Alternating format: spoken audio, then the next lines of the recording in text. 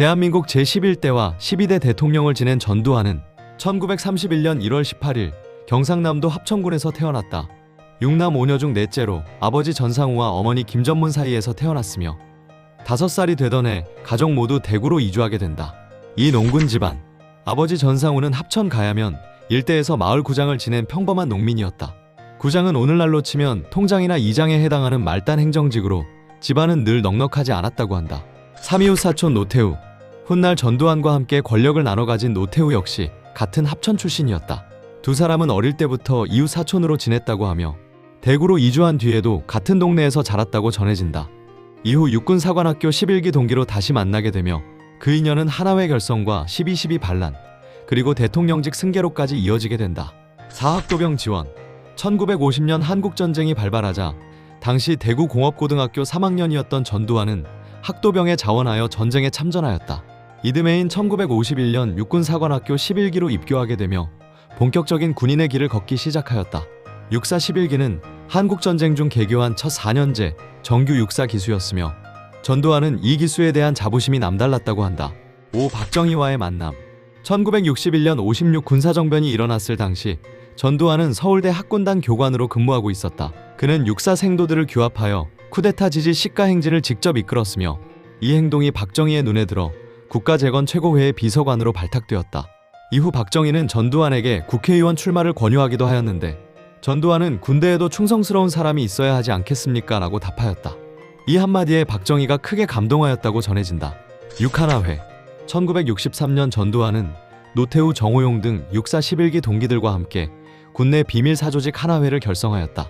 처음에는 영남 출신 동기 7명의 친목 모임인 칠성회로 시작하였으나 이듬해 하나회로 이름을 바꾸고 후배 기수들을 끌어들이며 경상도 출신 소장파 장교들을 중심으로 세를 불려나갔다. 박정희는 하나회 소속 장교들에게 특전을 베풀며 친위 세력으로 삼았고 하나회는 군 내부의 인사와 보직을 사실상 독점하기 시작하였다. 7권력 공백. 1979년 10월 26일 박정희 대통령이 중앙정보부장 김재규의 총에 암살되고 사건 직후 김재규가 체포되자 청와대와 중앙정보부는 순식간에 마비 상태에 빠졌는데 그 권력의 공백 속에서 자연스럽게 부상한 인물이 바로 전두환이었다. 당시 국군보안사령관이었던 전두환은 계엄법에 따라 계엄사령부 합동수사본부장을 맡게 되었으며 대통령 경호실과 중앙정보부가 무력화된 상태에서 모든 수사기관을 사실상 혼자 통제하게 되었다. 8작전명, 생일집 잔치. 합수본부장이 된 전두환에게 가장 큰 위협은 계엄사령관 겸 육군참모총장 정승화였다. 정승화는 전두환과 하나회의 세력 확장을 경계하였고 전두환을 보안사령관직에서 경질하는 방안을 검토하였다. 이 소식은 곳곳에 포진한 하나회 인맥을 통해 전두환의 귀에 들어갔다. 위기감을 느낀 전두환은 상관인 정승화를 먼저 체포해 무력화하기로 결심하였다. 작전명은 생일집 잔치였다. 9-9시간의 반란. 1979년 12월 12일 오후 반란 세력은 밑작업부터 시작하였다. 반란을 막을 수 있는 수경사령관 장태환과 특전사령관 정병주를 연희동 요정연회에 초대해 붙잡아 놓은 것이다.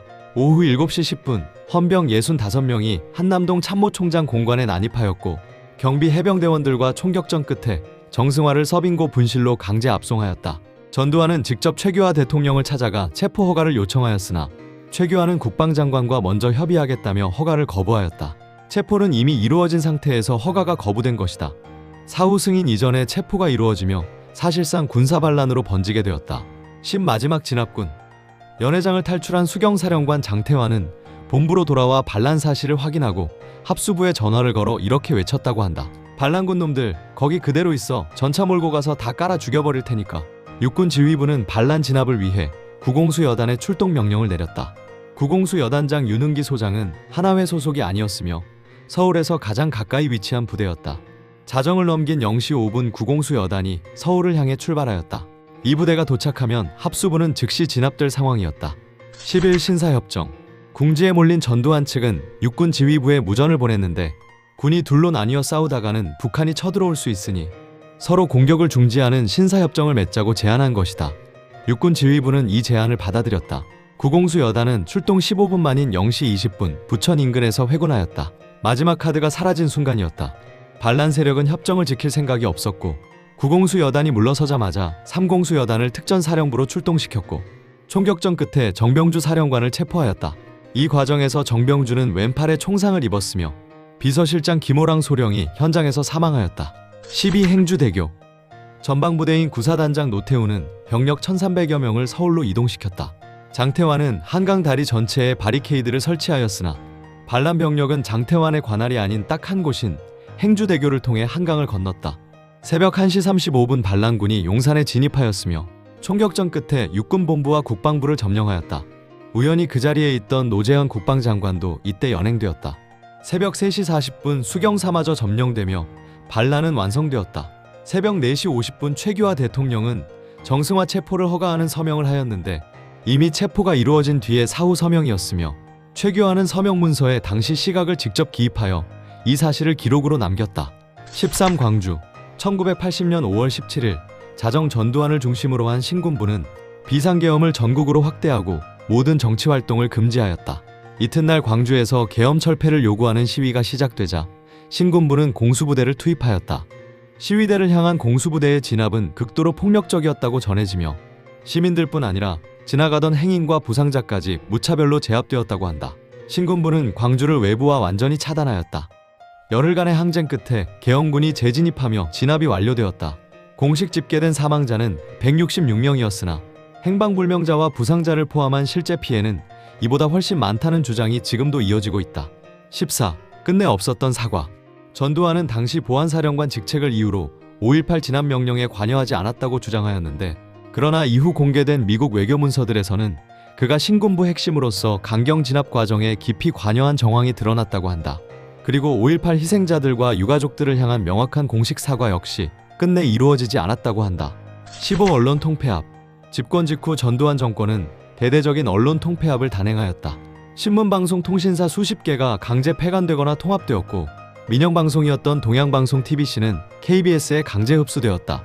수백 명의 기자들이 해직되었으며 해직된 기자들은 등급별로 분류되어 취업 자체가 막혔다고 한다. 이후 언론은 점차 정권의 통제 아래 들어가게 되었고 그 모습은 두 사건에서 극명하게 드러났다.